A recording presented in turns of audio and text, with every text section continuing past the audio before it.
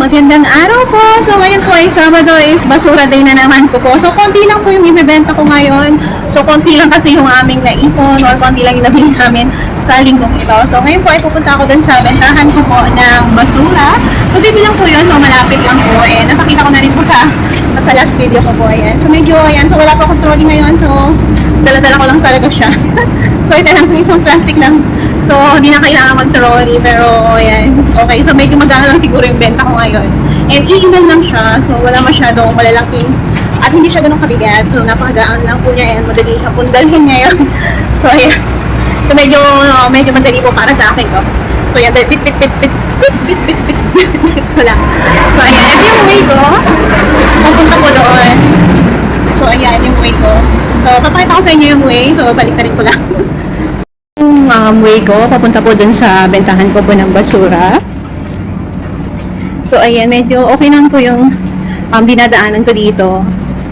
Kasi nga po ay malapit lang naman po siya, kaya kayang-kayang puntahan. And so, mga tinatamad naman pong magbenta, meron naman pong basurahan po para sa mga iba't ibang klaseng basura po. So, pagbaba po ng mga building, meron po yan. Or sa bawat block po, meron.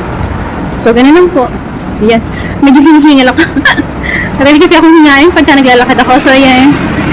Pero okay na din naman, exercise na din. Kasi ay lumalaki na talaga ako ng sobra. So, ito po yun. So, dito po sa Huaming State. Ayan. So, ito lang po yung way. So, sa mga taga-Panding, so, alam po nila itong lugar na to. So, hindi ko na po, lalagyan pa ng kung ano-ano. So, alam nila to puntahan. Sa mga napunta po sa market. So, isa rin po itong sindaan para pumunta sa market. So, ayun. So, yun po yun. So, ayan, medyo malapit na ako.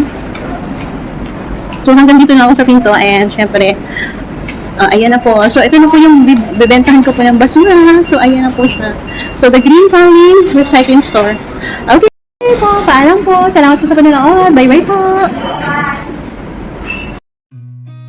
I've seen a lot of change, been through a lot of pain. Some things are not the same as they were a year ago.